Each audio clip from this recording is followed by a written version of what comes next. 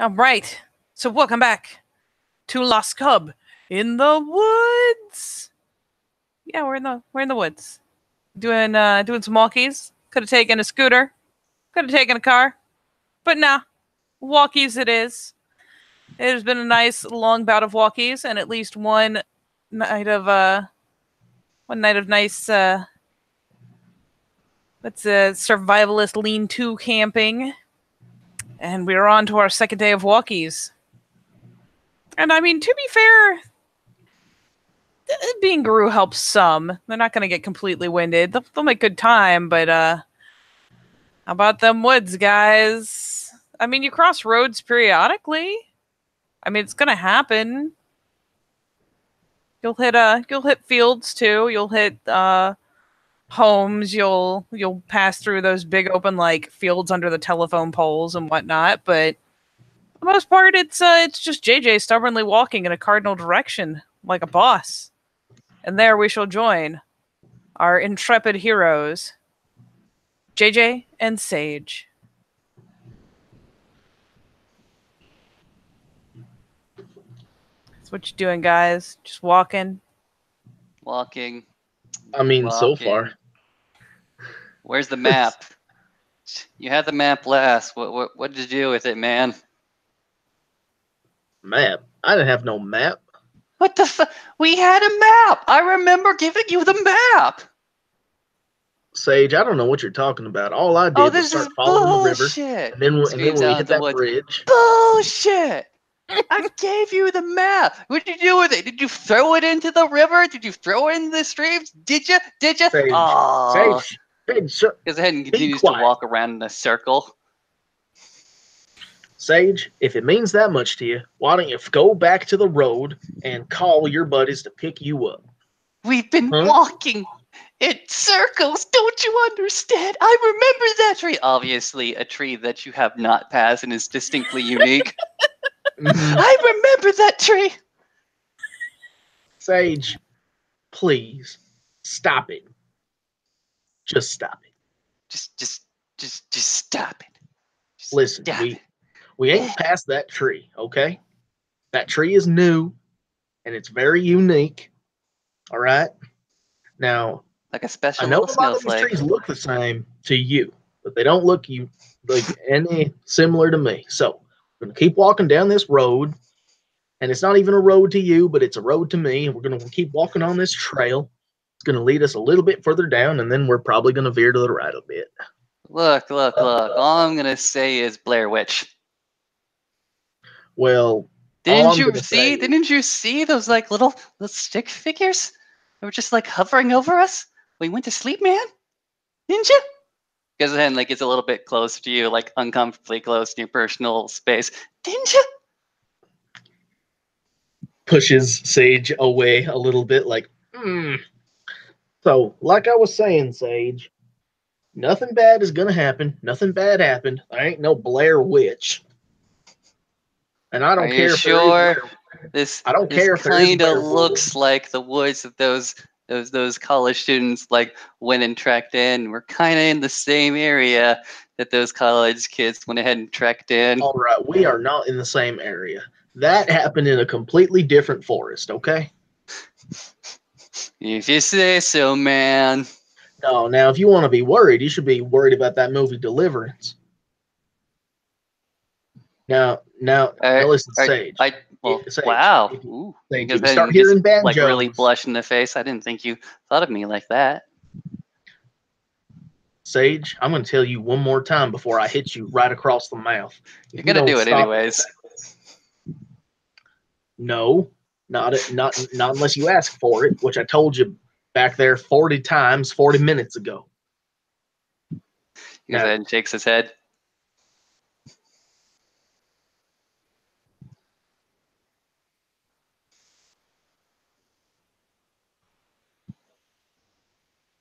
By the way, this silence. Walking. Yeah. This silence is like in character as we're going down a path, a trail. All right, buddy. For as far as like pretty damn upbeat about this whole situation. He's happy. He's in his groove. Everywhere he goes, it's open to him. Except for the part where you're screaming about the Blair Witch in that exact tree. Look, there were like wooden twig fastened dolls above my head last night. You can't tell me no otherwise. Sage, I'm gonna tell you otherwise. Who's gonna believe you? Obviously not you, you clown.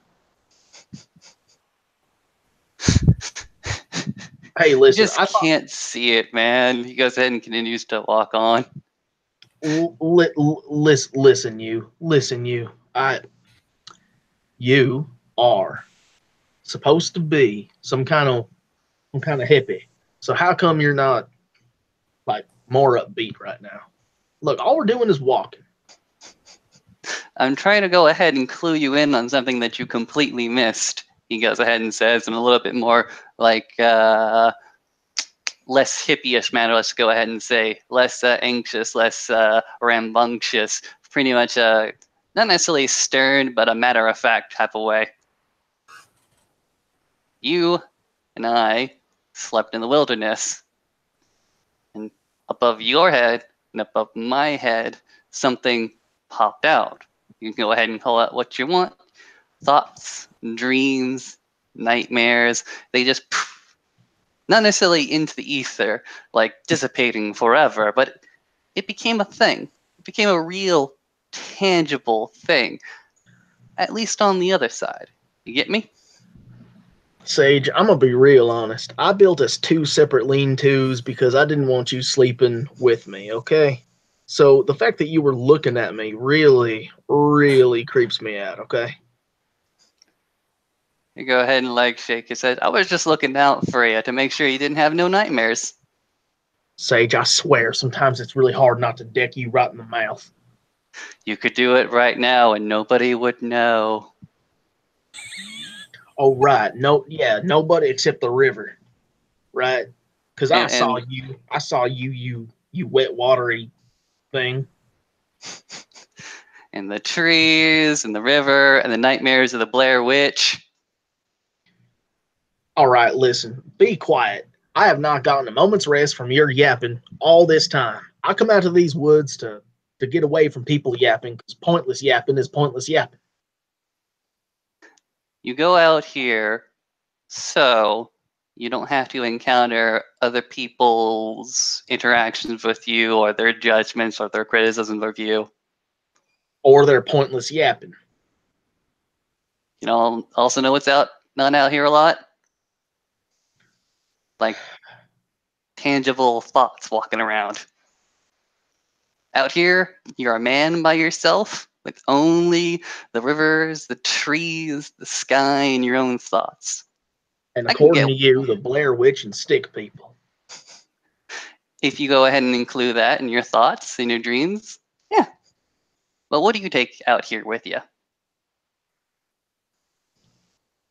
JJ looks at Sage as if he's bonkers, as he has his fishing pole and tackle box in his hands, like my fishing pole and my tackle box. These are very physical things. Right. You don't carry any thought or worry in your head? No. It's when I go back to civilization that I bring my worries back with me. I leave them at the edge of the forest, and then I lose them in the forest. And then if I come out, I'll start worrying again. All right? He nods. Sage. He nods. Okay. Come out here. You go ahead and look at your worries and your fears and your concerns, and you wish them goodbye until you need them again. Because out here, you don't need them, do you? And that's why I like it. That's why I want my single wide out in the boonies on somewhere in Appalachia, preferably in the Blue Ridge. All right. And you feel like gesturing around. You feel like communion with these things, these animate objects, the rocks, the river, the trees, the sky.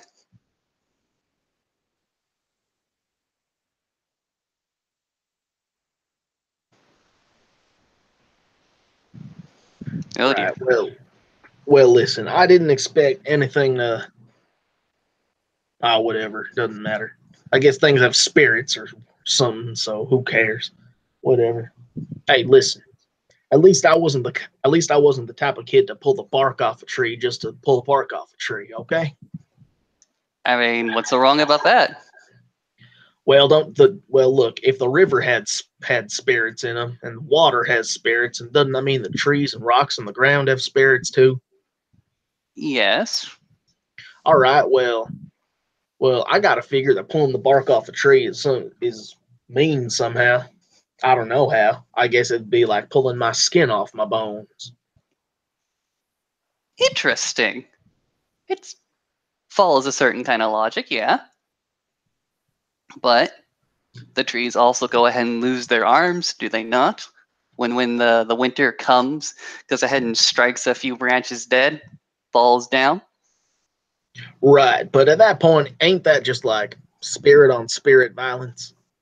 Because I mean, if there's spirits of water, then I mean, earth, fire, water. So there's got to be spirits of those things too. Because I saw them fire spirits dancing, and I saw them be put out by that water spirit mojo. And so I got to imagine that when the wind spirit knocks off something off a tree spirit, that's just them punching them right in the face Interesting. to spite them for standing up against them all the time.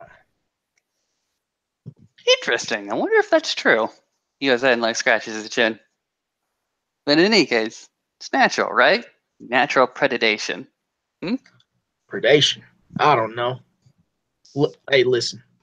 From what I saw on the other side, it didn't seem very natural in a natural sense. It seemed more like spirits had feelings and higher thoughts than just being natural.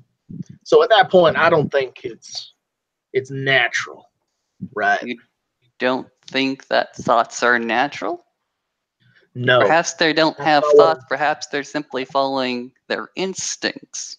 And what you perceive as a thoughtful pattern is just instinctual to the spirit there. Yeah, well, my instincts are telling me to hit you right in the mouth, and I'm not. So what does And that say? It tells me that I have to go ahead and thank you for not brutalizing me in the forest where there's no witnesses. Oh, you'd like that, wouldn't you? Like what? Would I like my face punched in? Oh no, that would have caused me immense amounts of pain, and I would not like that. Besides, it would mean that I would have like a conflict with my brother. What brother? You didn't tell me about a brother. All you've been doing is asking me questions about my family. Goes ahead and points to you. You're my brother. JJ stops and like looks at Sage. Hey, listen, I got 2 brothers. I don't need a third. And just keeps walking. Continues. I'm so sorry, dude. JJ is such an asshole right now. Okay. We have miles and miles till we get home. JJ starts whistling Country Roads.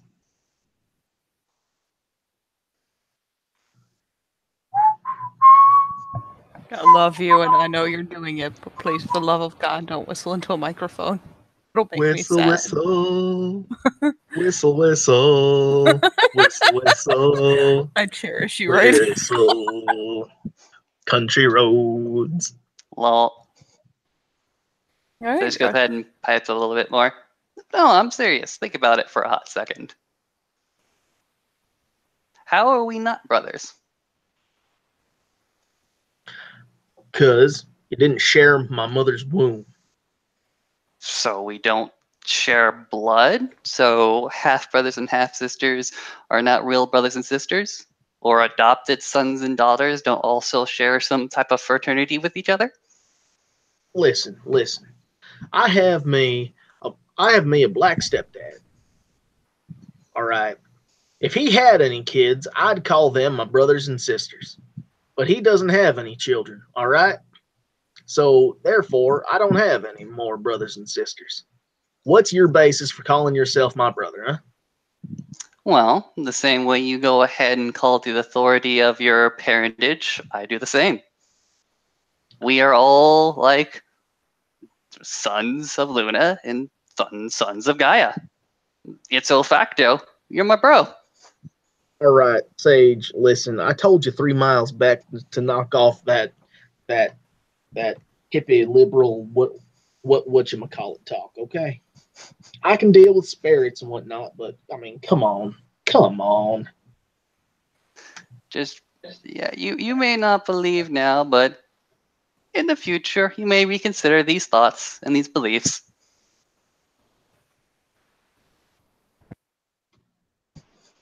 Whatever.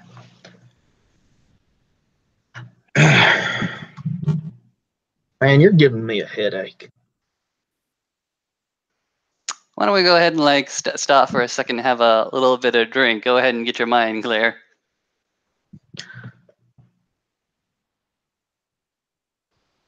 I didn't know you had water. Perks up his ears. I think I hear a stream somewhere. Katie, is there a stream nearby? I mean, you guys are going through the mountains. There's sure to be like something trickling not too far away. It's fall, and it is Jesus. It has been like in the rain. So yeah, it's been a wet fall. Okay. In that case, Katie, Mm-hmm. I'm going to go toward the stream. I will let you do that. All right. And as we get to the stream, Sage, you will notice that Jade. All right, so you will notice that before, when we left the sound of the stream, the sound of water, JJ got noticeably more and more aggravated as time went on. But now that he's back toward the stream, he's, more. I mean, he's still big bad JJ, but he's noticeably starting to calm down. Okay. Nice little note. If we do go ahead and come across this stream, Sage will go ahead and take the hot second to just go ahead and like sit on the ground and go ahead and like slowly mighty morph through the various different stages of shape-shifting until he goes ahead and peeks up to Kranos and comes back down to the dire wolf and then to the regular wolf. Bloop. And then I go ahead and rush towards the water and start to lap with my wolf tongue. Lap, lap, lap, lap, lap.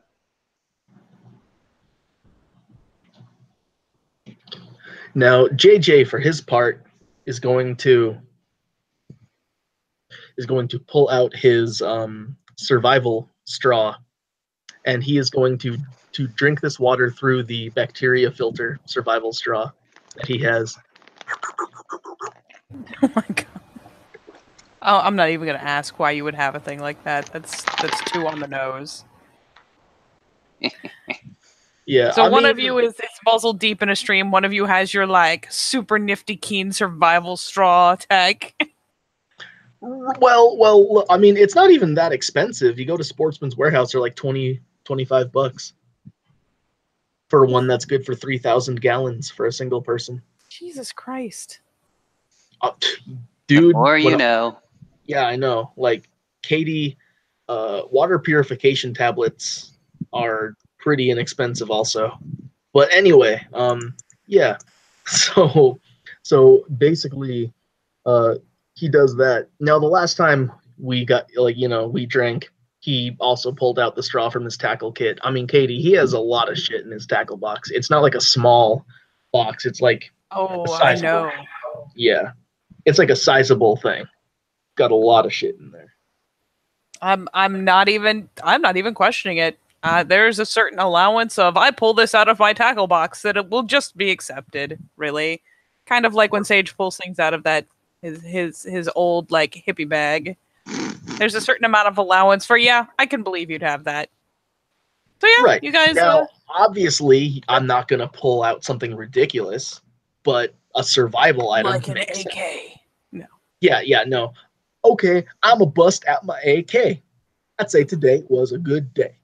No, but yeah, so we take a drink and JJ being JJ, drinks from his thing, and Sage being Sage drinks naturally and clean. And yeah, so JJ will just take a break, sit, and sit by the river. And now you got a little wolf buddy. Yay! A boy and his wolf. Downside, the wolf can talk. You'll never escape it. Yeah,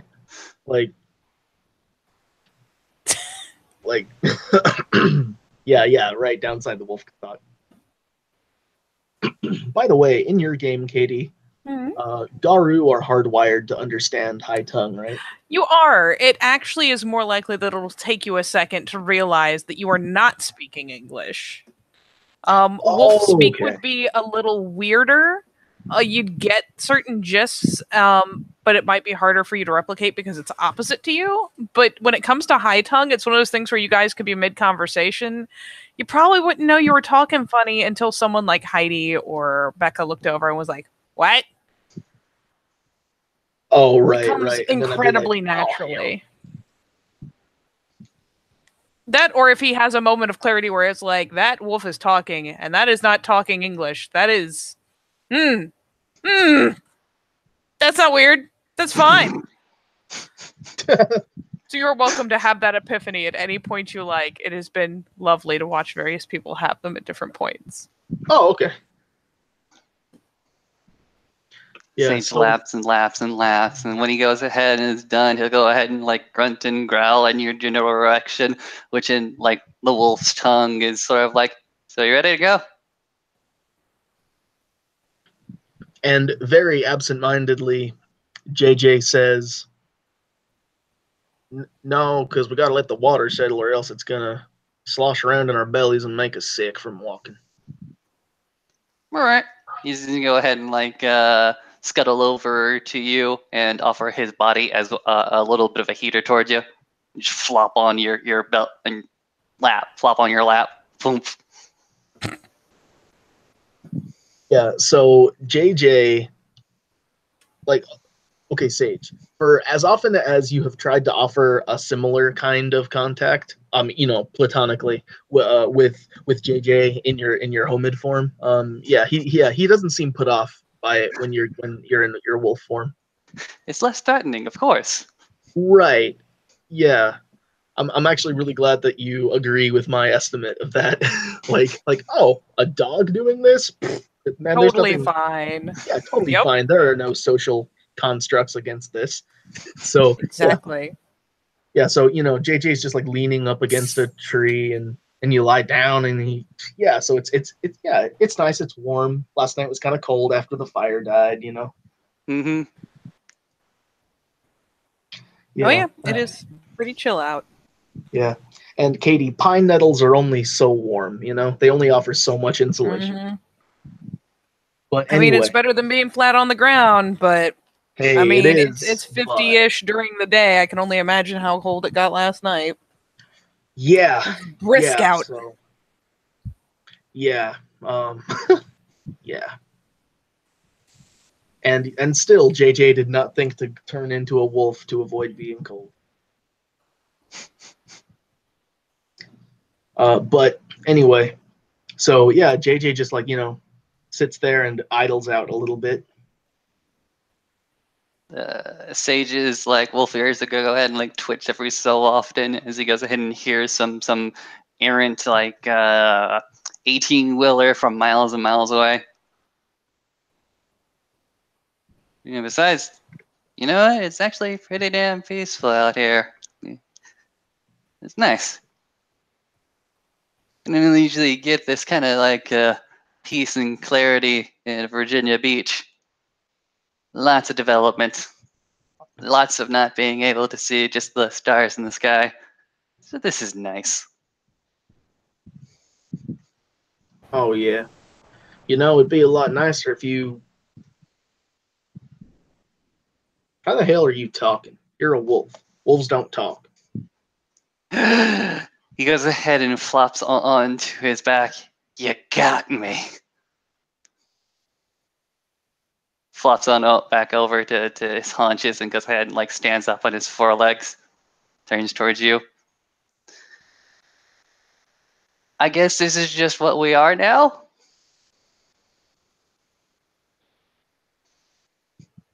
Okay.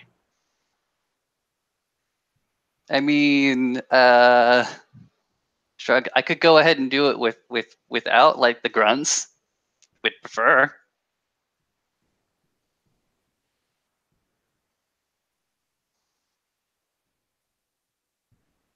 No, how are you talking? Well, what? How are you saying that?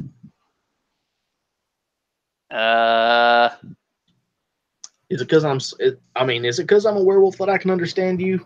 Yes. Oh God, I hope there's no people around here who can hear me. This is gonna sound so weird. Feel free to like roll like a wits check or something like that to kind of get us like as you're sitting here thinking about it, kind of reconcile that in your head. All right, pure wits. I rolled the wrong thing. We rolled Party in the wrong map, place. werewolf. Yeah. Okay, now like I was saying, Pure wits. pure wits, baby.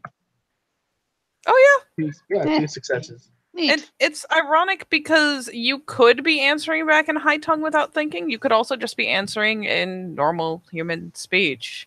But yeah, you can kind of sit there and reconcile the like looking at him and realizing that is not even close to English, but you do not have any trouble understanding what he's trying to convey, even though the speech is a kind of thing like where yeah, you could do it with a wolf's throat, you could do it with a human's throat, you could do it with a rhino's throat. It's kind of a communal language that works between the lot.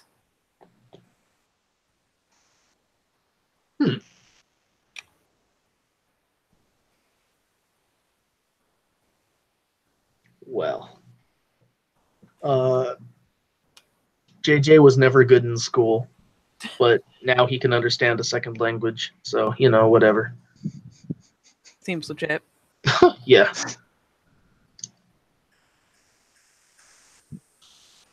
Sage Fire is gonna go ahead and like circle the tree you're leaning against. He goes ahead and snuffles at the leaves, snuffles at the tree, goes ahead and looks towards you. Go. Yeah, okay.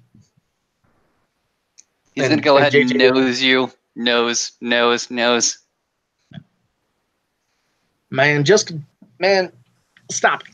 Hey. Bop on the nose. Not punch, just, open hand. Dodges out of the way. Whirr. And then grabs fishing pole and tackle box and starts walking back to the trail.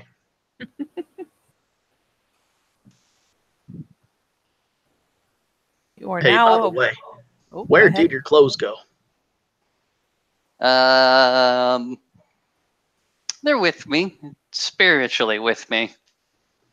All right, that doesn't make a lick of sense, but I'm gonna pretend that they turn into your fur, and that's the end of it. Don't tell me otherwise. That's the end of it. Yeah, you're kind of right in Nope, that that's case. the end of it. I No mean, more I wasn't all explanation furry before, and now I am. I used to have clothes, now I don't. So yeah, you're right. needed. And that's You're not the end. wrong. You're right. And no more explanation. No more talking about it. That's the end. Okay. I mean, your dogs aren't naked, are they? No, because they got fur. They're only There naked you when go. they're shaved. There you go. He goes ahead and like is trying to agree with you and pointing gesture, but he cannot point with his finger. He'll only point with his nose. There you go. Like there was one time back, way back in. Look, I must have been like 10 years old, and this was when I was still living in West Virginia. So, see, one of the neighbor dogs got shaved, stark naked by some pack of little bastards, and so I decided to, throw a brick at the kid who did it. Brian Bosworth, that was his name, and he was named after some football player named Brian Bosworth. But anyway, I threw a brick at this kid, and I mean, I didn't hit his head or nothing, but I hit him in the shoulder, and he didn't really like that. So he didn't shave any dogs after that because I hit him with a brick. Ah, what would have happened if you did hit him in the head? He probably wouldn't have shaved any more dogs. I just didn't like him shaving the dog. Why you gotta hurt a dog? It's an animal. It don't know no better. It don't understand why you're shaving it. Okay, but the kid you threw a brick at, could have talked to him. Honestly, I was a kid. I wasn't strong like I am now. I wouldn't have killed him. He'd have just gotten, a bruise or something. I mean, I didn't break his bone or nothing. Listen, I was 10 years old. How strong do you think a 10-year-old is gonna be? Look, JJ, you've been telling me stories all up and down this hike about people you've had to go ahead and beat down or throw bricks at for one reason or this another. This is the only brick throwing story I've told you. And I've just included this story in the whole trek, so I stop getting with semantic with me, good sir. Look, all the other times I was older and stronger, okay, and those were fist fights or desk fights or pipe fights, whatever. It doesn't matter. It was all fist to fist.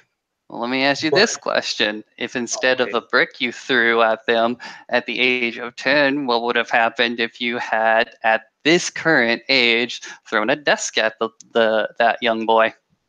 Well, he'd have been hit by a desk. And listen, desks aren't as aerodynamic as a brick, so. He would also have been severely wounded, wouldn't he? Well, no shit. Of course he'd be wounded. But listen, I don't wound people unless they deserve it, okay? You're prescribing to yourself a certain ability to go ahead and discern who deserves to get beaten and who doesn't. Mind you, I do not care. I just do not care. Don't care? No. I don't care about what you're saying. I don't care about, you can't decide. Who gets to decide? Well, I decided. I gave myself the authority to pick and choose who I beat up and why. And you know what, Sage? I don't care where that authority comes from. Because in these woods, it comes from me. And if you decided to fight me, then that authority would come from you. Now, wouldn't it? What? Why do you think I want to fight you? I'm saying what ifs. You're asking what ifs. Well, now it's my turn to ask what if questions you don't want to answer. Well, I don't want to go ahead and fight you because I'd be fighting my brother. Oh, come on. I'm getting to a point. What point? And Katie, if you this conversation goes on and on and on. Would you like to skip us ahead? Yeah, I'll let him get to his point real fast, and y'all can either accept it or keep arguing, and whichever way it goes, I'll skip from there. Sage goes ahead and tries to round up all the thoughts in his head, and goes ahead and looks to him and say, "Just as you were before Halloween, stronger than your 10-year-old self, after Halloween, after your first Mighty Morph, you are indeed much, much stronger. You're much, much more powerful. If you use the same power you have now on your aggressors back then, it may in fact lead to further injury than you intend." I hear these stories that you go ahead and tell me, right? And the intention is always to stop people from doing something that you disagree with, right? Sage, look, I've read Spider-Man, okay? I know you're trying to tell me with great power comes great responsibility. And that's what you're trying to tell me. I get it. I understand what you're saying. Now, can we please stop talking about Spider-Man and start talking about, I don't know, walking back to my house? It's only 50 miles this way. Great power comes great responsibility. No, that wraps it up in a nice little bow. Sage says, nodding to himself. Slowly turning to look at the camera. Yeah, as Tom Holland looks at the camera. Oh, it's so good. So yeah, we're gonna make a nice little jump here. I was debating a couple small ones, one big one. Looks like we're gonna make a big one. So we're gonna make a jump. As you all spend a thrilling day, not quite arguing, chatting. Who knows how many times Sage will change shape. And Oh, he has found a golden shape. He's gonna stay in wolf. well, you'll be good in wolf up to a certain point, and then Okay. things will start opening up. You won't have like frequent passersby or anything like that, but like you get to a point where it's like you could be spotted feasibly. You're getting closer to roads. You're seeing more of them. There's open fields and whatnot. I'll say you come Okay. out to a certain point where when you finally really decide to break tree line, it'll be at a point where JJ's pretty good as far as like from here he can beeline it because he recognizes, that property over there by the way the fields have been, are down or up. The one has, way off over there. You see the one that's been partially scorched out, though they've been churning it up, obviously, and trying to, cycle what's been burned back into the earth. It doesn't look like it blazed out of control. It looks like it was, kept to the field. But yeah, you guys finally hit a point where you're out, you're in the open, and home is right that way. Neat. Walking on two legs. Yeah, this is a nice bit of country. Yeah, it is a nice place, huh? Yeah, When I first came here, I didn't really think too much of it, but it's grown on me. because I had not. Oh yeah, it's definitely very nice. The air is really clean. Well, I mean, it's only clean because at least at this part, they ain't been running too many combines or tractors just yet. Look, they cleared this field, but they're going to be clearing others pretty soon here. Okay, is that I assume a good thing? Well, yeah, farmers got to make money somehow. How do they go ahead and make money? Pretend I am ignorant. Yes, I was going to assume you were ignorant of how farms work. Man, why are you gonna go ahead and call me out like that? Well, because it seems to me like you're more city than you are country. So listen, I'll tell you. And JJ, because Nicholas Garcia does not know, I am going to allow like JJ to tell Sage all about farms and how they make money. No Because boy. Nick does not know.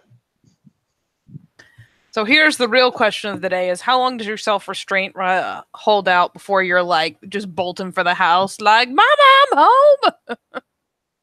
home." You know what?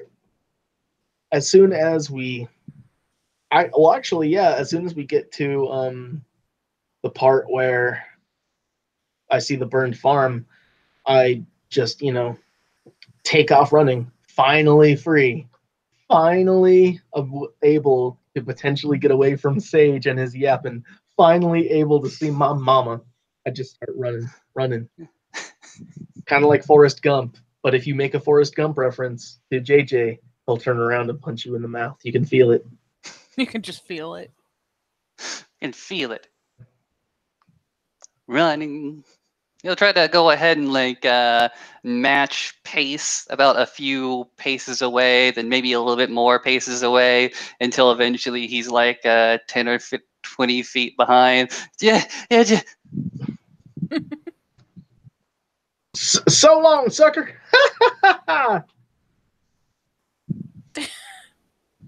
So JJ takes off towards one house among the many. For the sake of Sage, who has not seen this place before. A lot of these, like, this is out in the country. This is good and out there. But this is, while some of the homes are attached to large properties, you can tell this one's kind of, it almost feels like it's between two. It's not attached to a massive field. It's not attached to a lot of like signs of produce. There's no like mass amount of chickens, cows, anything like that. There's no real farming production going on in this home. This is a nice, cozy little place nested between two of the larger properties, and kind of, I mean, it could make one wonder what exactly they do out here, but I mean, on the bright side, to JJ, this is comfy and this is home. Not a bunch of fields to go marching through all the time, just, you know, the usual chores and stuff, but it's doable, and it's not a whole day's work every day doing your chores. I mean, it feels like it sometimes, but it's not. And let's roll a chance die. See if she is home. You want high or low? I'm gonna say high. High it is. So as JJ comes thundering away along, Sage, you drop back some. I'll say you have a certain amount of kind of separation by time he busts around a field and heads home. JJ, the first face that you will see, because she is actually home today, at least for now, is your sister. Who I'm trying to see, like, did you mention having any pets, having a dog, anything like that? We do not have any animals. All right, so she's probably out just, I don't know, sneaking a smoke while she's, before she gets her shower and her change and whatnot, like she always does. Moping around, really, truth be told. All the cars are out at the moment. But your sister is there, leaned up against the wall, kind of slumped. I mean, she goes out and she tends to have kind of a rebellious look about her, like, yeah, that's right. I'm going to smoke a cigarette right here. Can't tell me not to. I'm 19. I do what I want. Right. But in this case, as you come around, before she, like, in that magical moment before she spots you, she's kind of slumped over. She's not quite her usual bright and, well, rebellious teenage self. But, you know, as you're coming running, let's see how long it takes her to spot you, actually. If you have a chance to yell at her before she does. Not very long. Oh, why not? JM! I'm back! JM! Yeah, she kind of snaps a glance up like, the fuck? And, you know, you see her kind of pitch around to orient. And, I mean, the cigarette hits the ground, gets kind of a cursory stomp, and she comes barreling towards you. Dun, dun, dun, dun, dun, dun. And because he is so happy, because he is so happy, JJ is going to, with tackle box and fishing pole in hand, like, just, you know, run right into her and hug her and, like, you know, lift her up off the ground and like jump around. Oh, I missed you. It's been 3 days. I missed you, sis. And yeah, she like launches onto you, up around your big neck, like hugs you tightly. Like, she doesn't budge when you swing her around. She is latched on proper koala style. Like, but yeah, she jumps up and she clings, and you can actually kind of feel the shaking as she has got somewhere between relieved and terrified tears on her face, just clinging. Is like, oh my god, I thought you were dead. What happened? Where did you go? She's like finally sitting back a little bit, like trying to lean back, not let go, but lean back just enough to get some eye contact. There's a conflicting, you know, series of commands taking place between do not let go and look me in the face. Right. So JJ is going to walk toward the house, with her, with her still there, and he is going to say, "Oh well, JM, you are not gonna believe me when I tell you." Oh my god, hey. I'm just happy you're okay. Everyone's out looking for you. We've been looking for days. They told me to stay at the house in case you came home. Well, I got to be honest with you, JM. I was okay. So there was someone in. Oh God, what did we call them? The Oh, I don't even fucking remember. It started with Montgomery. an M. Yeah, Montgomery. sure. Fuck it. It's Montgomery now.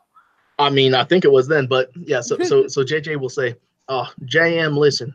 I was walking over to my normal fishing spot by the Montgomery house, you know, and and so they had that field fire.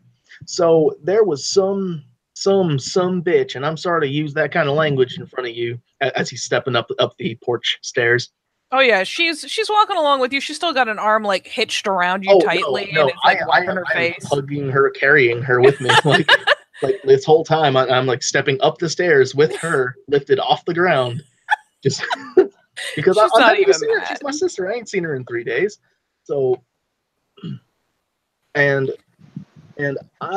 he was dropping some kind of mushroom spores or something. It was fungus spores. You know how you know how some of those mushrooms leave like those clouds? Yeah. So, sis, I kid you not, there was a guy in some kind of biohazard suit, and he was dropping all sorts of spores on just right there in the middle of the Montgomery property. Oh my God. Yeah, and so obviously, Brutus, their dog, he caught wind of it, and poor dog caught a whiff of spores. I hope he's okay. I'll go tomorrow and ask. But yeah, they said you were over there helping. They said you hauled Brutus out and he was sick, but he's all right. He's he's still recovering, but they got him home.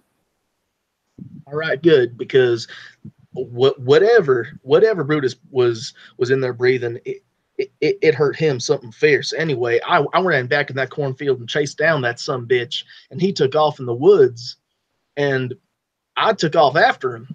There's like this stern nod of like, yeah, damn right you did. Like, and she's still got like the tear streaks going, but just wiping her face and firm nodding like, yeah, that's right. You got him. And JM, I swear to you, I was kicking his ass when suddenly some buddies of his showed up and they straight up kidnapped me. And I don't know where they took me, but they took me somewhere.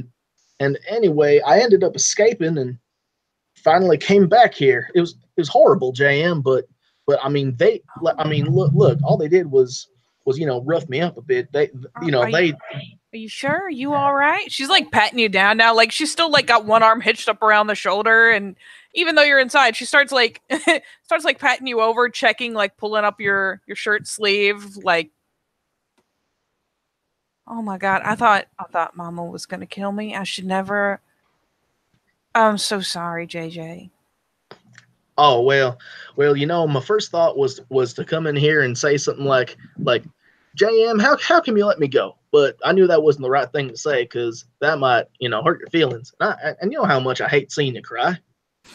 I'm really sorry I couldn't get away sooner, but I got away on day 2 of me being gone, and it just took me that long to walk back from where I was. And you sure you're okay? Yeah, I'm sure. I could have stopped to ask somebody to call the police or catch me a ride, but I don't know. I just didn't want to bother anybody. You know how I am. Yeah. I know. Just, oh my God, I gotta call Mama. I gotta call everyone. I gotta call JR and LR and LR, Martin, and I mean, call Mama too. I mean, hell, call everybody. Tell them that they can quit worrying about me.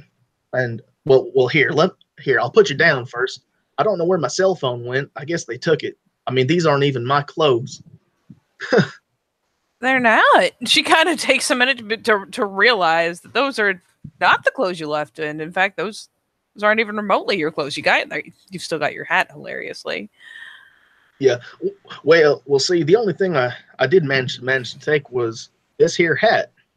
But I mean, I guess they wanted to make sure I wasn't gonna run away because, I mean, I guess they took my clothes. I don't really remember. I blacked out. I guess they hit me. But anyway, and as Sage is like looking around. Well, That He kid wasn't out that there- far. He was running almost exactly the same pace as you until he went ahead and like let you lead on a little bit. Yeah, you've had enough time to like approach the house at this point while he's been walking in. I mean, he's been studiously ignoring you, and she doesn't know to pay you any particular attention as you come walk around. But yeah, you see him hoist her up and start toddling in. They're in the house ranting. I mean, for all I know, you're just sitting there like creeping at the window. Yeah, I'll go ahead and like follow him. Yeah. Oof. Yeah, Hey. well, this guy right here lent me. Oh hell, who'd you say this was? Your brother's clothes or something like that? Anyway, JM, this is Sage. Sage, this is now you can't call her JM. You can call her Jeanne Mary. And if you don't call her that, I'm gonna kick your ass. Also, keep your hands off her. Yeah, Mary? I'll do Okay. that too. Hi. And she kind of like pauses midway to like a landline phone and turns back around to offer a hand. It's real good to meet you. You helped my brother. I More really like appreciate that.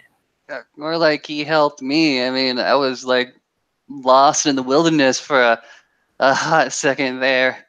And I saw him like saying some really crazy stuff. Then he went ahead and saw me and how like terrible I was, and just gave me some water from that tackle box with that crazy straw he's got, and he let me out. JJ. You gotta know give your a brother's pat. a goddamn hero, right? Ugh. Well, You listen, should I don't know give about some nothing about a hero, but Oh, thank you. look at him though.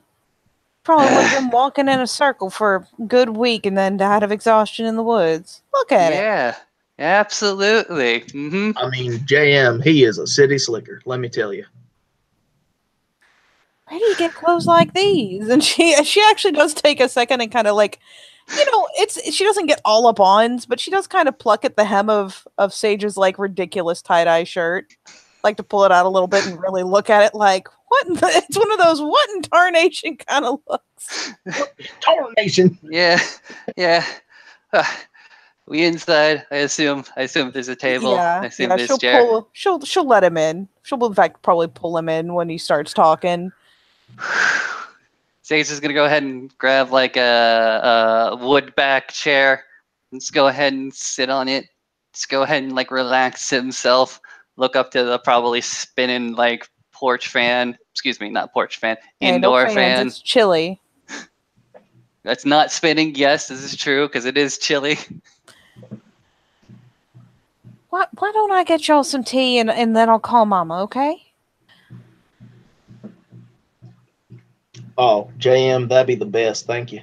And yeah, she flits off pretty quick like and yeah, some of that southern courtesy is finally starting to pop up now that she's okay, everything's the way it's supposed to be now. He's home and this is crazy, but this is fine. And she brings out like the classic giant pitcher and glasses with ice and whatnot. And I mean, there's no questioning. It's going to be sweet tea. She said tea. It means sweet tea. So she brings out a whole pitcher and sets it all on the table for you guys. And actually, we'll take a second and pour it for you and offer it to both. And we'll offer JJ another, like, just the fondest little, like, just the brief, like, cheek touch of, like, oh my God, you're real. Yeah. And like, finally, kind of flits nervously towards the phone.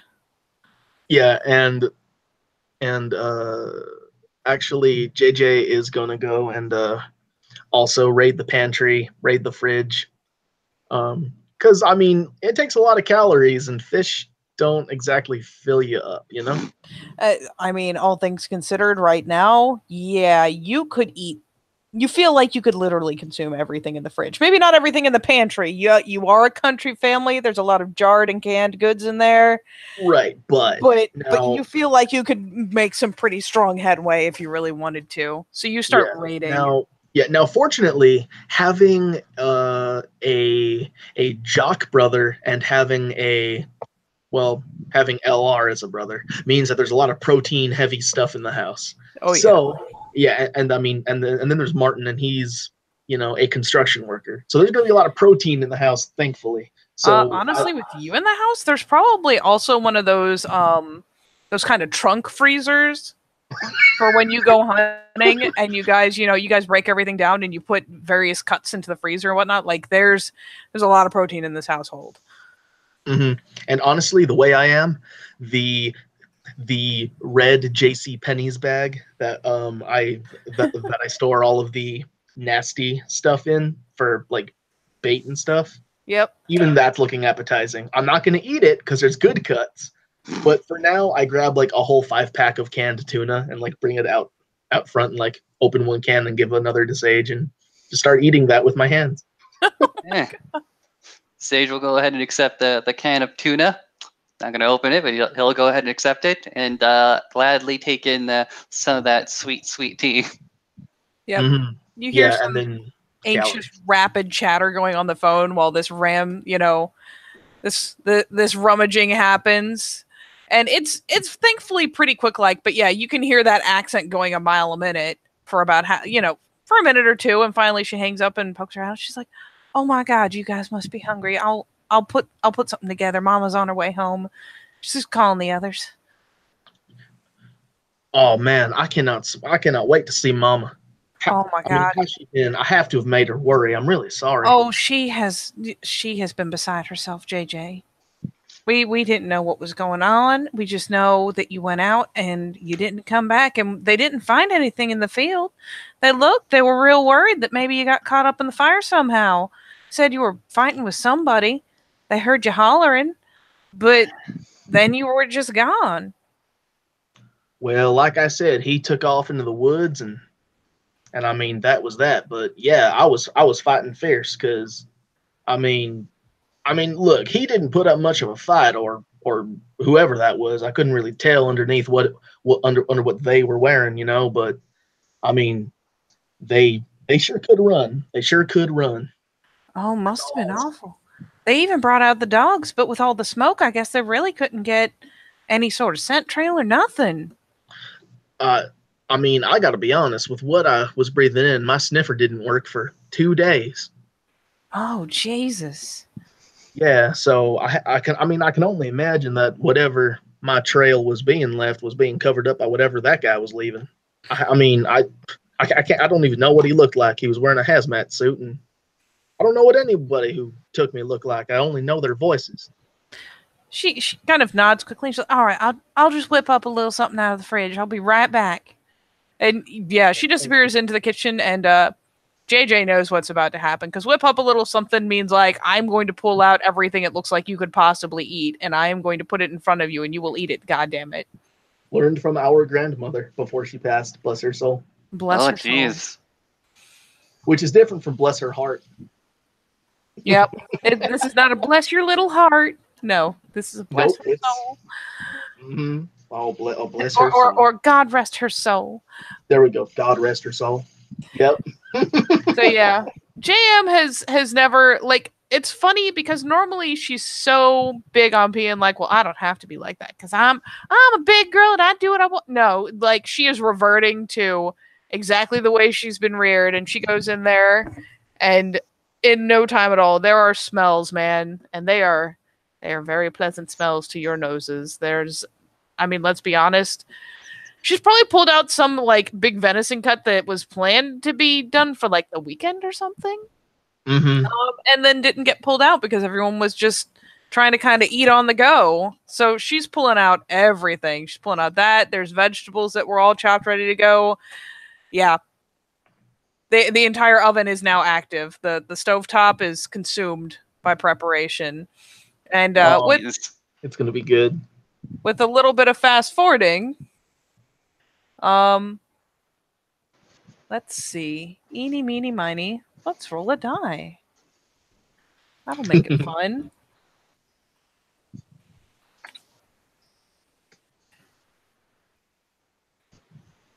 One, 2, 3. That is not what I wanted to roll anyways. So we'll pretend it didn't happen, kind of like Dice Stream is doing right now. Right. Please. There's dice, please. Fine, I'll just use this. I don't care. Fine dice. Oh, there we go. It's There a we go. nat one. Oh no, you rolled a nat one. That's okay. All right. So the first one that will bumble in is this classy gentleman right here. Must be the Jock brother. Oh my God, it's How did JR. you guess? Let me quickly read a glance over him. So yeah, so JR is seen by JJ, and JJ with a mouthful of tuna and tea, like sweet tea, just a disgusting combination. Like like swallows half chewed tuna and is just like, "Hi, JR," and then goes over to hug his brother.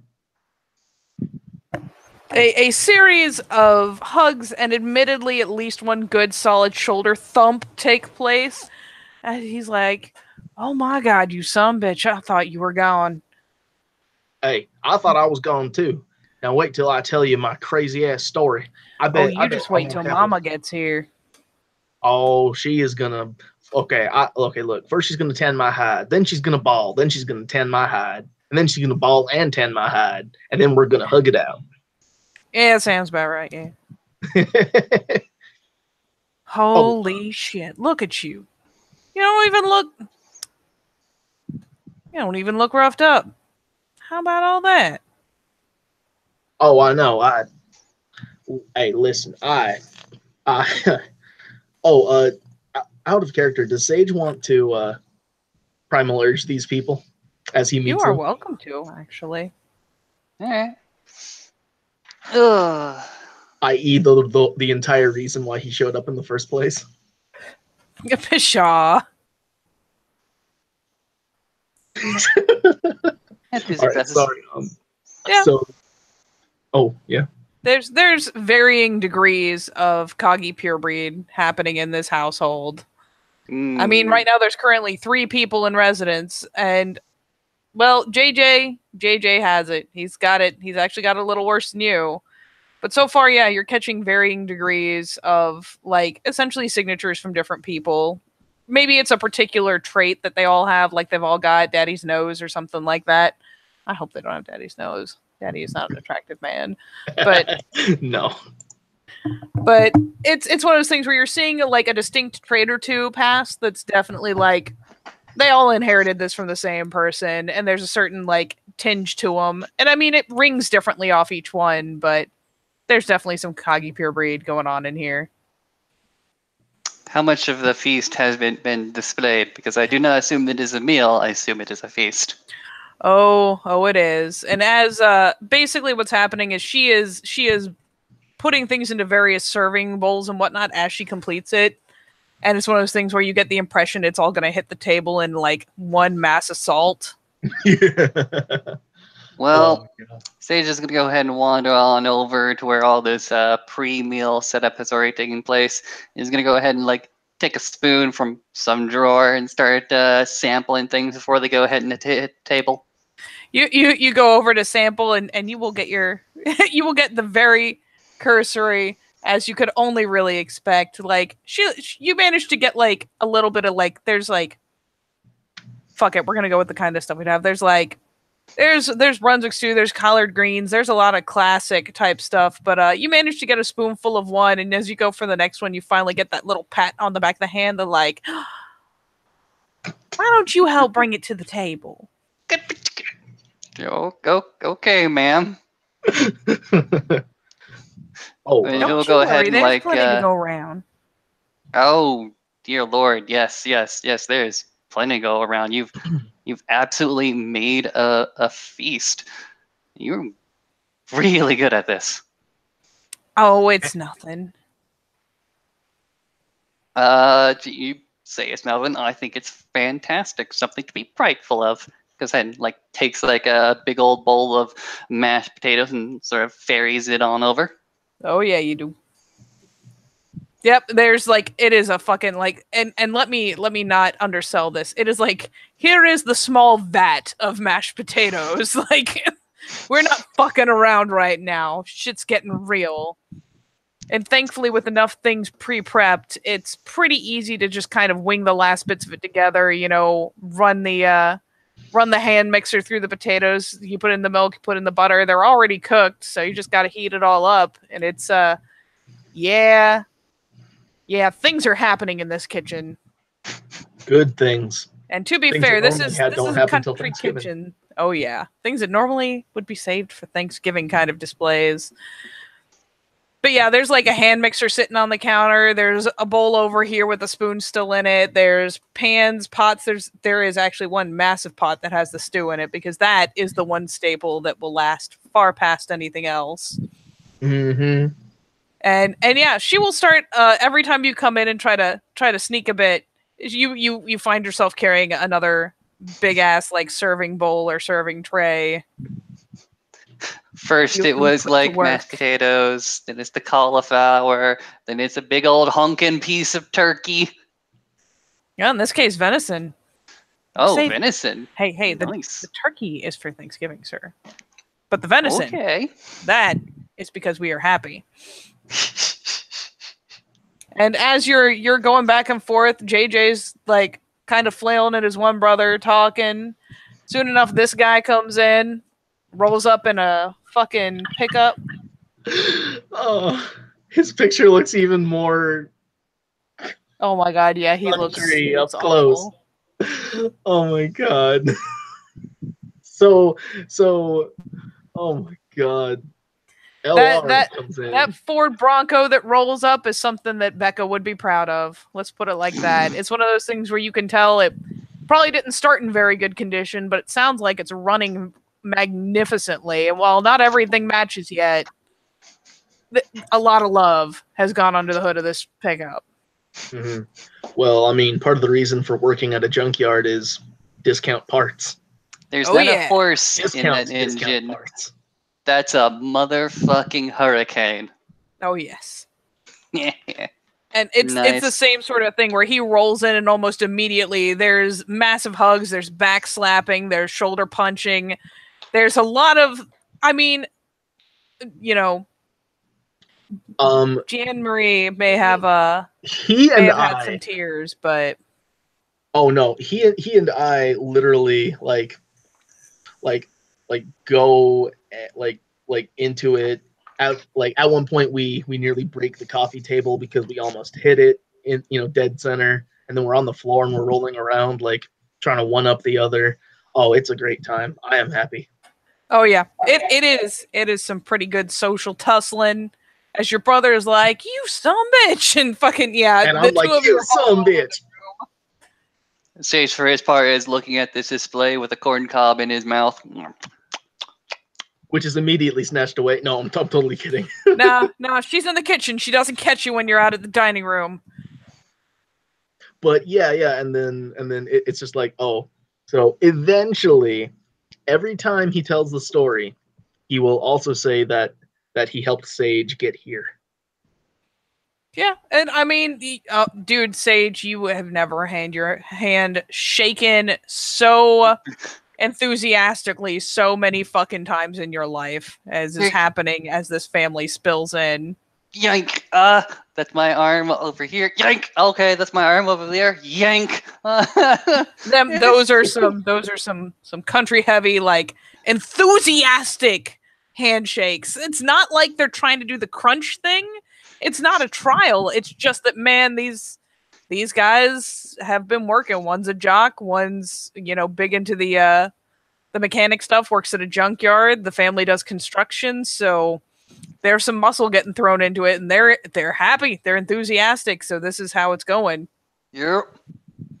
Mm-hmm. And inevitably, the thing that sets everything on edge, turns it all sideways, is when this fine woman finally comes. And I mean, she does the mom shuffle. The car rolls up, it gets put in park, and just as the second it's in park, she is out the car, but she is doing that adorable shuffle you see a heavier older woman do. As she is in a hurry. Katie, can I say that I just meet her outside? Oh, I jump absolutely. like I This is literally a jump this is a down the son mother porch. type moment Just that yeah, ought just not be skip all disrupted. the stairs. Skip all the stairs. Don't close the front door. Just jump and then Oh just yeah. meet her You, as soon as she's out of her car. There's you probably a scene in front of all the neighbors. Oh yeah, you vault the coffee table, you vault the front steps. She manages to shuffle like just up onto the nice little tidy walk up to the door, and there you are. And oh god, it's pretty much exactly as predicted. There is a period of just bubbling and fussing and oh my god, I thought you were dead. And then like there will be a point where you get like that kind of slap on the chest a couple times, like how could you do that to me, your own mother? And it goes back and forth between she's so angry at you but so happy you're okay. And And Katie, yeah, it I is. look, JJ might be a guy and a country guy, but even country guys cry when their mamas cry. Oh, So, absolutely. so you know, he has tears in his eyes. Mama, I missed you. Oh my god, it's so beautiful.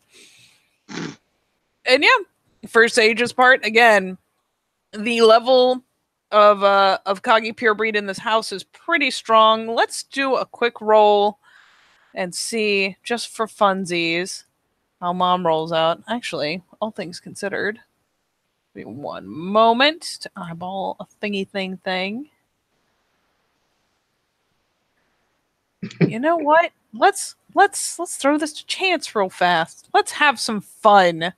Let's play a game. Oh, okay, Katie. How was All last right. month? We will do this so that the chances are slightly... No, we'll do about this so there's a slight favor. Oh, let's see what we got here. 1 second.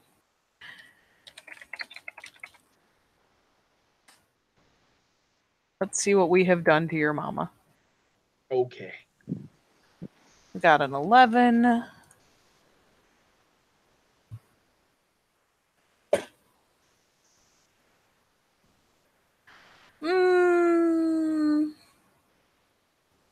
Let's narrow the list here. 1, 2, 3, 4, 6, 7, 8. 9, 10. That's hilarious. Okay. So yeah, there's a lot of Kagi purebreed going on in this household right now. That is a thing that is fucking happening. And yeah, there is a massive display out front. There is some blubbering on everyone's part. As of course, JJ brings his mama in very respectfully, holding the door for her. One of the other boys like, you grab the storm door. Fucking He grabs the interior door. yeah, LR grabs the inside door. JR is over pulling out a chair for her. You know, it is, man, this country house. And what a So country much house love. it is. Oh, it is. And naturally, like, as soon as mama sat down and has some tea and it, poor even JM comes out and finally sits with her and holds her hand and pats the back of her hand while she has her tea, brings that out to her. And the boys immediately go through the process of like the most efficient fairy style, bringing out all of the various foods and stuff, everything that's been prepped. This table is, man, it is set.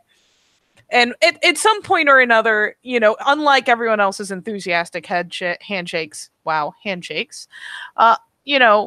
his mom will reach over, and when she finally does kind of start getting bits of the story fed to her, like reaches over and just takes Sage's hand and, kind of clenches it so sweetly, like, oh, I'm so glad you're okay. Why don't you let us give you something to eat and we'll see if we can call your folks and help you get home. But thank you so much for helping my boy and giving him.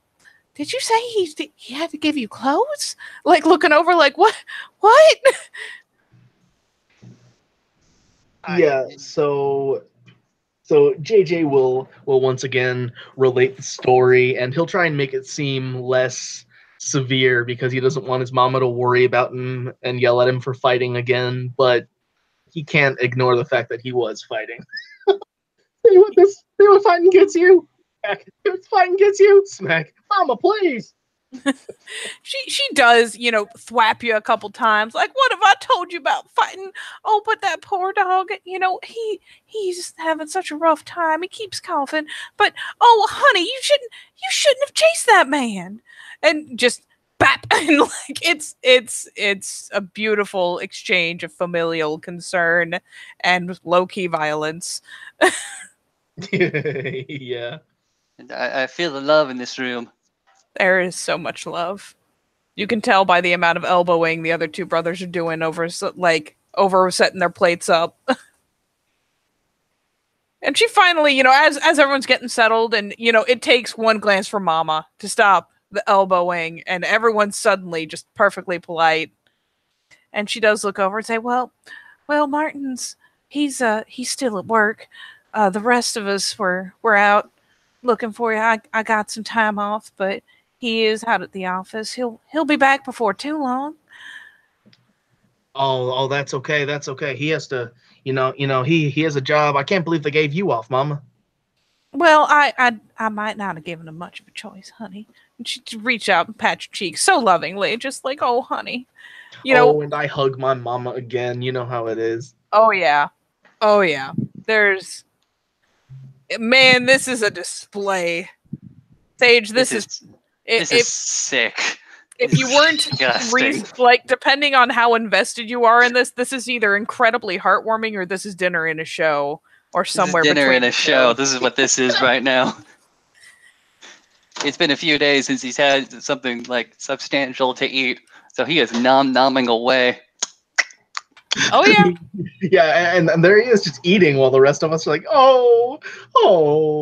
And I mean, you don't even have to do it yourself. You see, you know, Mama's doing the same thing with JJ. She's pretty focused on him. Meanwhile, JM here, she periodically, like, you're chowing through this plate, and periodically she'll reach over and grab one of the things and like essentially put you back to full on one of the sides. It's like you get most of the way through the mashed potatoes and you start focusing on the venison, and like the next thing you know, you have another pile of mashed potatoes. Like this is a country family. It is one of those things where you will eat forever. Which at the moment is feeling pretty good, but she is very attentively refilling your plate periodically as you go. The one thing I have noticed about Southern families, there is a trend that I have noticed that oftentimes someone, and I mean it can be a man or a woman or anything in between, but they're like usually the person who tries to serve all the food is serving because they don't want to eat any of it because for some reason. And so JJ is very insistent that JM quit serving and start eating with the rest of them. It's funny because she does have to watch her feminine figure, but she does periodically stop eating and start doling out for other people, and finally we'll sit down and eat a little bit and then go back to doling out.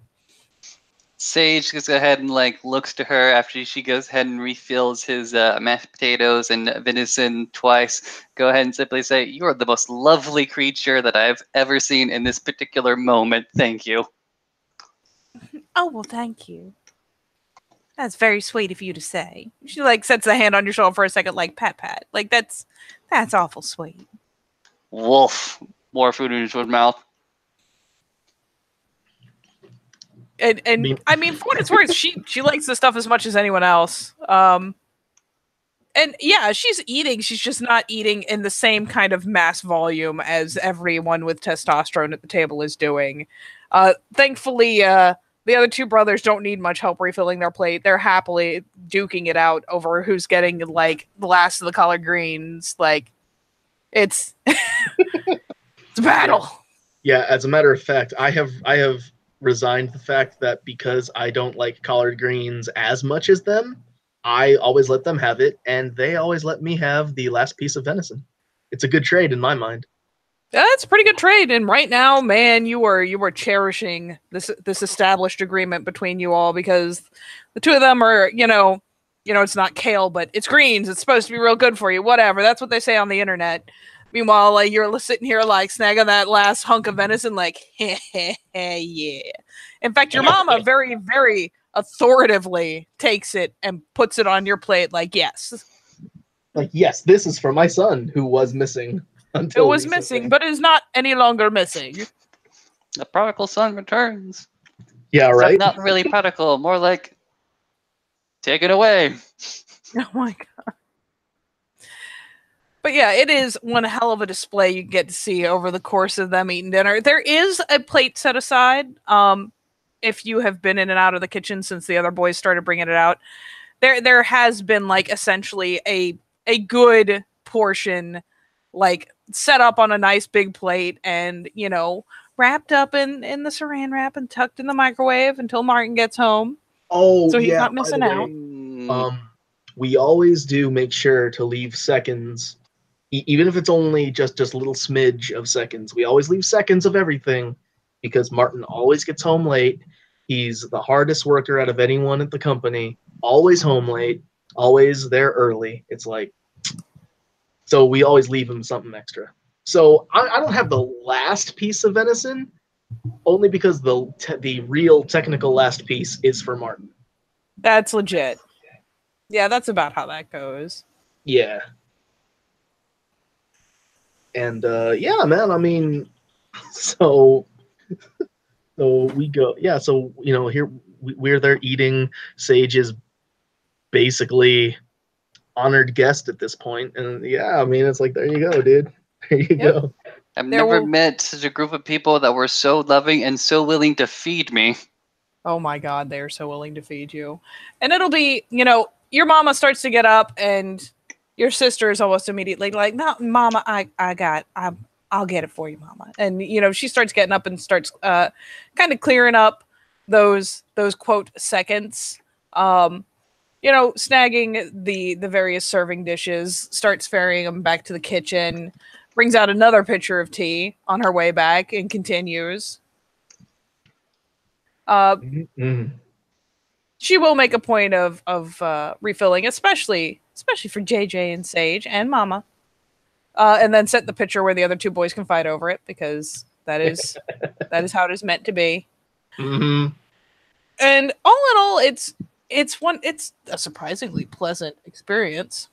And then finally, the moment of truth will come. As people are sitting down, everyone's got a full stomach, even you two. Like, it's one of those things where, especially like in JJ's case, like he's learned to eat a good country dinner. In Sage's case, it's like, I feel like somehow if I had tried to eat this prior to my first change, my first Mighty Morph, I might have exploded. But in this case, this is the most majestic, like, post-Thanksgiving feeling ever. It's one of those dinners where you gotta loosen your belt type things. Is this what Bill feels like right now? Oh, gosh.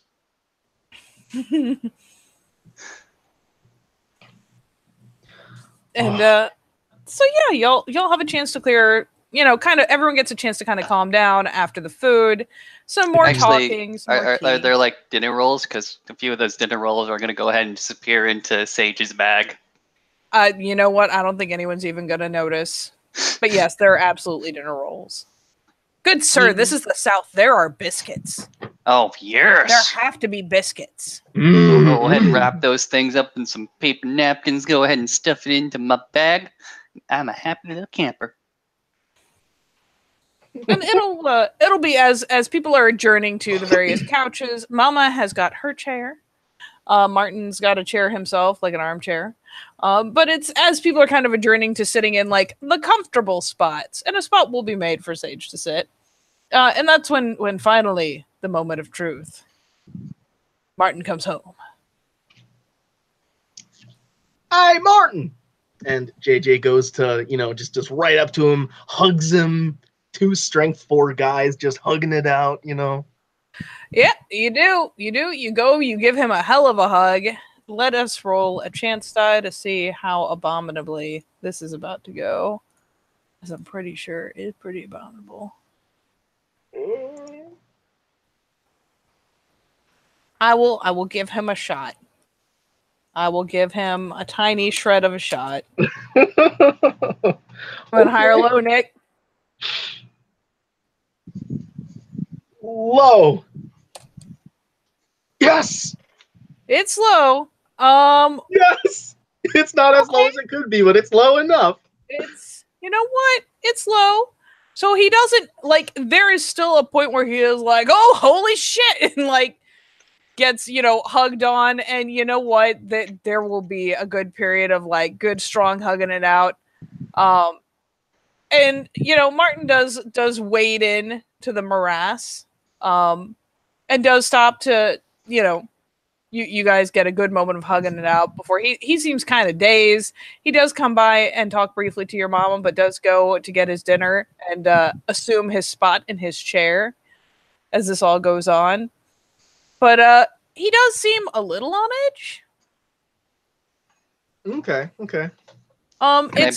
It's not as bad as it could be. All right, and yes, you may peony. Yeah. I know what you want. Yes. 3. You can sense the fucking tension. Like it's not as bad as it could be. You've seen how some people react to Bill. Mhm. And this is kind of like a low-key version of that. He's not completely off center. He's not avoiding entirely, but it's pretty clear that he's kind of trying to reconcile the amount of kind of dread and tension that comes of the curse. But again, is not entirely overwhelmed. This is someone he knows well, and this should be fine. And man, he looks... Oh, he must have been through some shit. Look at him. He feels like he's, 10 miles taller. Mm-hmm. But it is definitely not as bad as it could be. But yeah, you can tell. Like maybe he's a little more sensitive than the others. Maybe he's not kinfolk at all. Maybe he's just, who knows. But he's doing markedly well for someone who's showing any signs at all. Okay. Like you saw Suzanne just avoided him entirely. This guy can sit in the same room and he keeps looking over and nodding with the conversation, doesn't get right into the middle of it. Maybe it's because he's eating. It's not because he's eating, Sage. But he's trying to adjust. You can kind of see the weights, like the two sides of the scales, like flipping all over the place as he tries to find a ballast. It's like he's in a room with a predator, but it's not a predator that is like looking in his direction overly too much. Yeah. Okay. So you just go ahead and like finish his rating of the biscuit tray. You shove a couple more in your bag. Go ahead and walk up to the new fella. Go ahead and like throw his hand up. Sup? I'm Sage. I'm the guy in the story. And he does, like, I mean, it's God bless being raised in the South. He goes so far as to like go ahead and stand properly all the way up to take your hand and give it a good shake. Well, it's real nice to meet you. It was Sage, right? Guess that nods. Well, son, I'm real glad that our boy JJ ran into you. Boy, howdy, I'm really glad. I was starving out there and probably would not have made it without him. Well, don't you worry, you're in good hands now. That being said, if you go ahead and point me to a phone charger, I can go ahead and make myself scarce in the morning. And just because of the way things been going, it'll be Jam, who hops up and is like, oh yeah, I got one plugged in right over here. What kind of phone is it? Goes ahead and like brings it out. Have you guys got like a micro USB? He shows like a smartphone. Yeah, no problem. Just right over here, honey. And kind of leads him around into the kitchen where there is in fact a charger plugged into the wall. Oh yay! He'll go ahead and make the performance of plugging that damn thing in because it's not been charged for a few days. Funny how that's markedly accurate, considering you have in fact been out in the wood for a good day and a half, if not a little more. So, what do you think about all that bit of homecoming there? Oh, it's wonderful. We weren't sure we were ever going to see him again. We didn't know what to do. We filed a missing persons, but they couldn't find no scent trail, and there wasn't any tracks to follow, and we hadn't heard from him, wasn't answering his phone. From the other room. Sage, you keep your hands off my sister. Goes ahead and like throws his hands like in front of her sister. It's like you can see my hands. You can verify. You want to do a P&E again? Of course. Do it.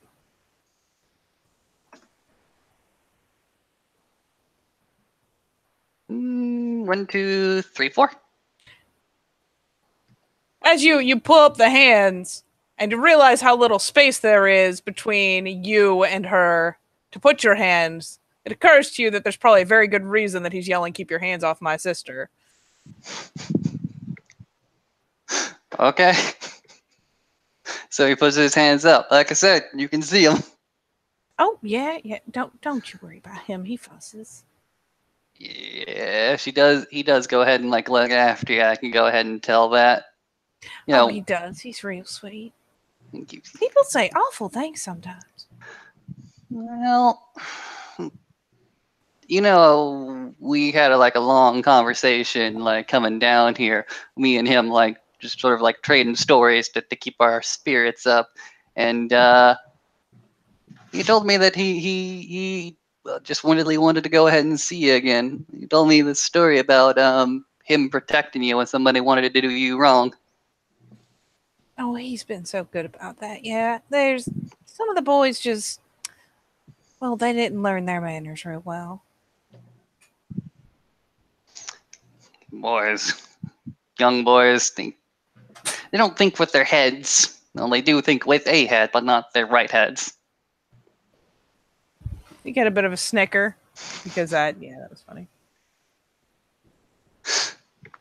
But does he often get into fights like that? 1 second.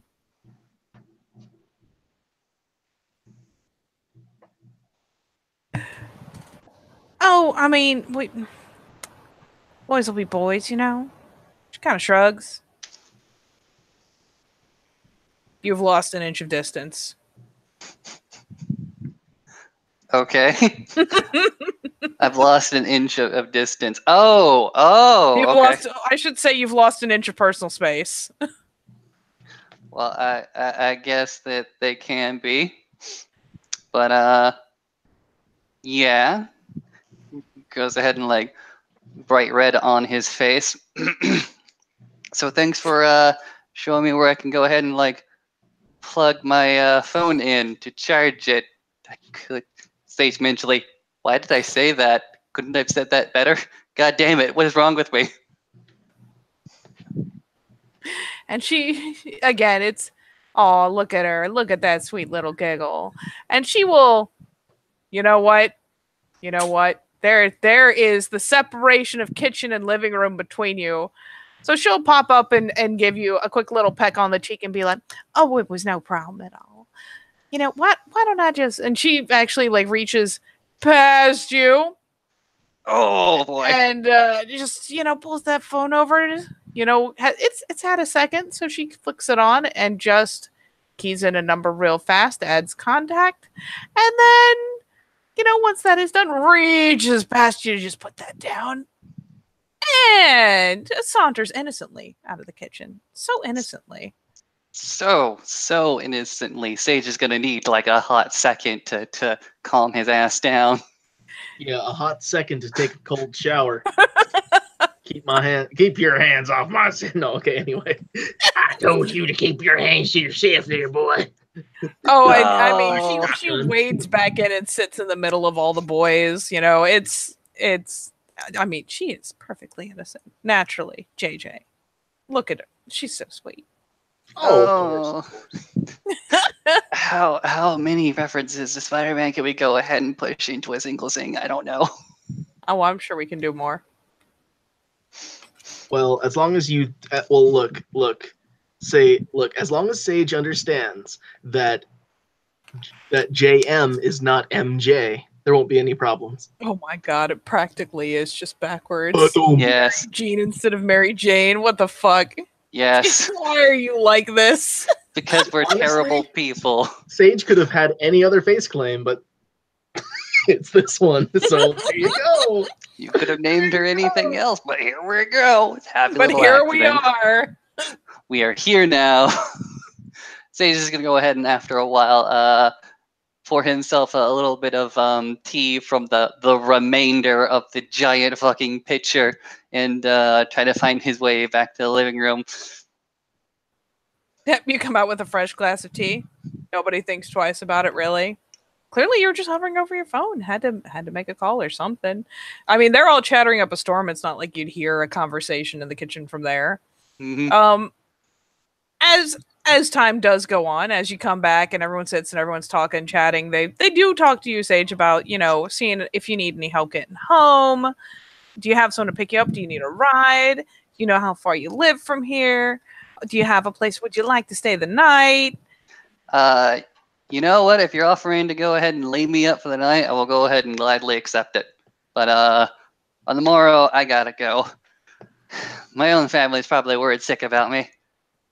Gave them a call just a few minutes ago, and they're like really urging me to go ahead and come back, but I told them not to go ahead and worry about me, that I was all fine and okay, and that I would meet them down the road somewhere.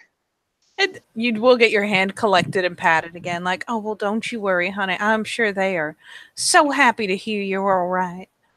And we'll get you home safe and sound. You know, all that time between me and JJ walking down that lonesome road, we kept each other strong, kept reminding each other that there were good people like you that were our family, and that we were going to go ahead and see them again.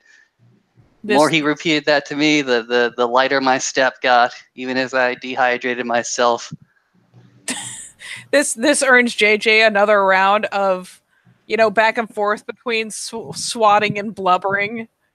Because, he did think about her, and I'm so glad that it gave you the strength to keep going, honey. And, oh, God. It's... Play it into those southern sensibilities. Oh, it's beautiful. It's just fucking majestic. Martin, for his part, we'll eat his dinner and he'll sit and he'll talk for a bit, but he does excuse himself and he's like, I'm so sorry, but I've had a headache since I got off of work and I just can't seem to beat it, so I'm gonna go take me some BC and lay down. And your mama shoos him off. All right, good night, Martin. Take care. Keep that headache under control, okay? I love you. And yeah, you get the nod back. Love you too, JJ. You take care of yourself. You make sure you're all still put together. He seems kind of concerned. It's one of those things where it obviously has kind of blown everyone away that you're in pretty good fucking shape for someone who disappeared for days. Like, who knows what condition they could have found you in? Several different degrees of dead or dehydrated or hurt, and you seem fine, and they seem blown away by it. But yeah, Martin does excuse himself. And I'm just going to swap to this because, man, the whole family's in action right now. So would either of you like to pursue any particular bit of conversation or do any roles? You go ahead. Well, for now, JJ is going to pass off Martin's standoffishness as legitimately just him being tired, Also, even though he has a really creeping suspicion that, even though he questions Sage's sexuality, he questions Sage's sexuality. Oh my god. Meaning, he does not know if he likes guys or girls or both. So he's going to insist, for his sister's sake, that Sage sleep in his room with him. That is A-okay. Do we have bunk beds? Please tell me we have bunk beds. No, but you can sleep on the floor, and JJ can take the twin. Now, Wow. if you're gonna offer your room, you know for a fact that your mama's good. You know, your mom was probably planning to make up the couch, but if you're gonna offer him your room, Actually, you know what? You are right.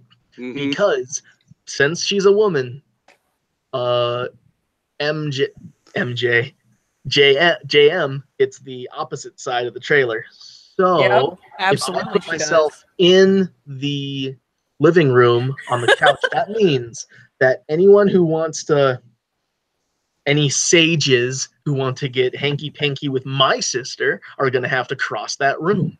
So there you I'm go. going to take the couch and he can have my bed. No, that's perfectly fine, because Sage is going to go ahead and want to cross your path in a hot second. It better not be a hot second, but okay. All right. Well, Try to actually, go ahead and like paint what I think the scene is going to be like. okay. It's late, real late, breaking on to midnight, going on into the 1 o'clock hour. Things are pretty quiet down. The farmhouse is silent, but you, JJ, you have attuned yourself to this house more than once. Even in your human years, you knew exactly each and every creak where it was, which board went ahead and sounded. You're very much attuned to this house. And now, after your first mighty morph, you can tell down to the centimeter who is walking where, how many times they go ahead and actually rinse their hands in the sink. So you'll go ahead and hear Sage as he goes ahead and exit your room. You'll hear as he goes ahead and like walks down the staircase, and you're gonna go ahead and hear him as he goes ahead and tries to shout whisper, JJ. And JJ, who sat up glaring daggers at the hallway, sees that he's not actually trying to cross, and so he's like, "Yeah, what? I want to talk to you." Well, all right then, let's go to my room." And so Okay. so JJ will get off the couch and go to his room real quick. All right. It is dark. There is a twin bed. Nice, like southern quilted like covers, I assume. Just Of course. Delightful. Fucking delightful. Of course.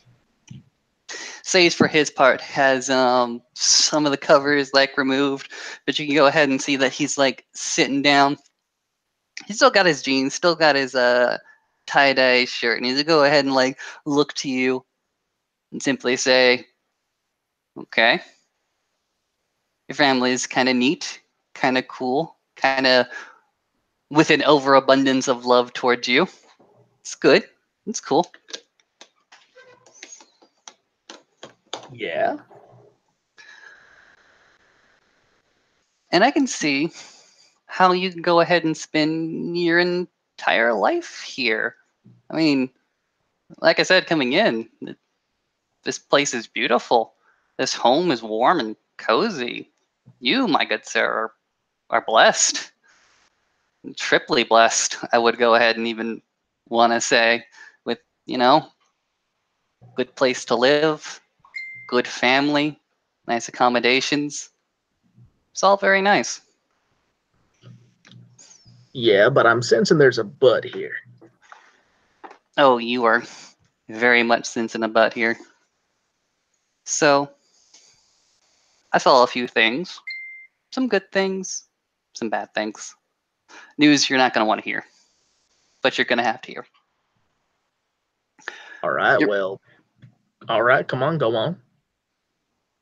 Your brothers and sisters and your mama, they're closer to you. Closer to you than the rest of humanity. Good news, right? Right, okay. They're not as affected by the curse than, your average everyday Joe. But your father, he's not. He is not as close as your brothers, sisters, and your mother. He is distant. He regards you less of a son now and more of a predator than before. Oh, now see, you're just being ridiculous. All he had was an after-work headache. He can go ahead and like stare at you. And I mean, look, simply honestly, repeat in the most serious and stern voice that he can. He is not kin.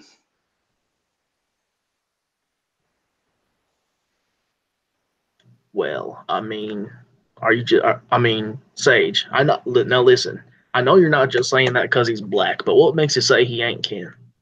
He's not kin because of the way that he regards you. It was subtle, but over the coming days, he'll react a little bit more anxious, apprehensive around you. He knows that you're still his adopted son, I assume, adopted or full-blooded. No, he is my stepdad. Okay, stepson. He'll still regard you as a stepson, still have all that overabundance of love that he had previously, but he will not be able to overcome the natural curse, the natural fear of a predator that he'll feel around you. There will be moments like tonight. Tonight he was good. Tonight he loved you as a half son. Maybe tomorrow morning, not so much. All right, well, look, I tell you what. If what you say is true, then I'll just take some steps. That's all. You see, Sage, y'all over there and that, and you know, like JJ really lowers his voice and like speaks like, you know, really close to Sage, not to intimidate him, but just to like not be heard, you know, overheard just in case. But like, well, listen, Sage, I know that all y'all over there, you know, back at the house, think that the only way to live is by living only together and staying away from people. But y'all had humans there. Y'all coexisted somewhat. Now, I know this is a lot closer quarters, but I mean, you got to understand, Sage. It's all fine. It's all fine. He's going to go ahead and shake his head. Some of it is fine. Some of it will be a problem. And I'm going to go ahead and like give you one word advice, a little bit of warning. This is a nice place. It really is. But it's a very, very small corner of the world. Enjoy it, appreciate it, but we live out there, he goes ahead and says, and like cocking a thumb out of the window. And out there, we're not triply blessed. We gotta go ahead and depend on each other. We're not gonna ask you anything. And yeah, if I had your family, if I had this place, I'd never leave as well. And I wouldn't go ahead and judge you if you do. But if I go fighting out there against the worm, if I fall, Bill picks me up. If Bill falls, Anton picks him up. If he falls, who knows? Look at me. He goes in and like raises his hands and his arms. Look at your brother. Do I look like a fighter? No.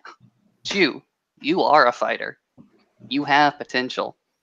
You have strong muscles, strong arms. I urge you to go ahead and use them to the fullest potential. So at this point, JJ that like, you know, backs up and looks at him like really confused. But then he goes on, so now you're saying that I am allowed to kick some ass. He goes ahead and nods. There are things whose asses need kicking. If you want to come kick some ass with us, you're well invited. All right, well, listen, I appreciate that. But I think that I'm going to spend a little time here. And before things get rough, of course, I'll come back and work off aggression and whatever. And Heidi, she's already missing you. I can go ahead and tell you that. She's been blowing up my phone. Why did you text her? She texted me. She got my number somehow. Oh, okay. Well, listen, I do have a little bit of money, so I was gonna get a replacement flip phone. So maybe she and maybe, I could, maybe if if it's not too much trouble, maybe I could get her number or get Look. her. Your voice and your messages, neat. But I think she would appreciate you in person because, look at me, brother. I'm scrawny as hell. Think about her. She's not as strong as you. She's going to need some protecting. Because out there is not here. Out there, things are not this perfect. Well, that's why I'm gonna be going out there to make it perfect.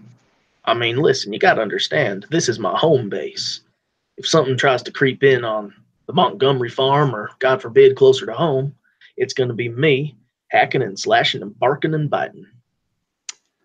As well you should. This is your proving ground. This is your territory. This is your home. Nobody ought to go ahead and take away your ability to defend it.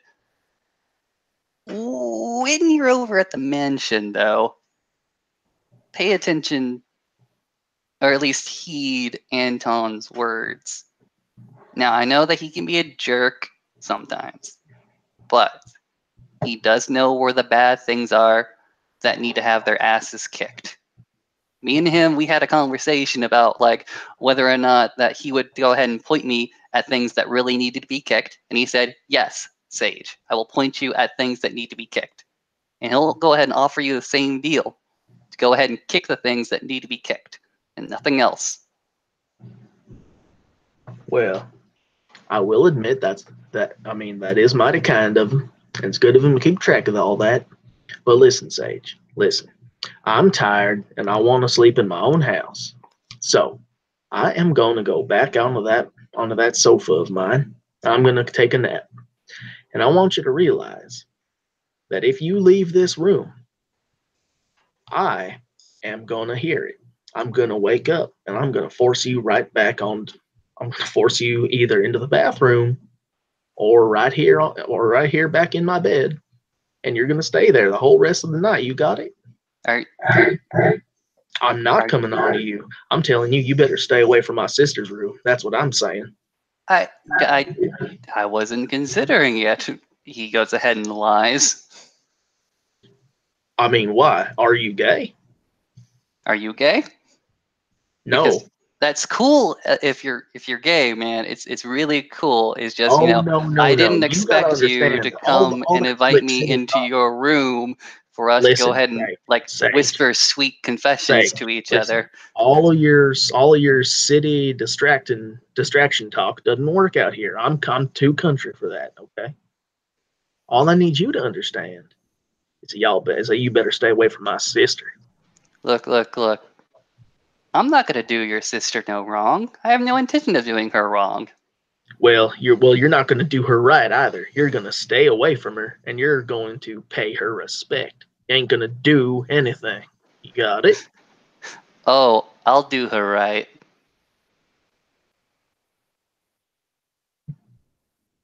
JJ shows Sage the meaning of hands on throat. No, he doesn't. He doesn't. But JJ's like, look, she's a special person to you. That means she's a special person to me, and I do not want her to come to any type of harm or heartbreak. Clear? Well, listen, I appreciate you saying that. Okay, I think we got an understanding now. And JJ will firmly but gently, catching the middle ground, pat Sage on the shoulder, not hit him on the shoulder, just pat, and leave the room and go toward his sleeping area. Sage is gonna go ahead and crawl into bed and whisper, hoping against all hope that actually his kitty chimeraling is listening and simply saying and whispering into the wind. His lap is really, really comfortable and warm. God damn it. All right.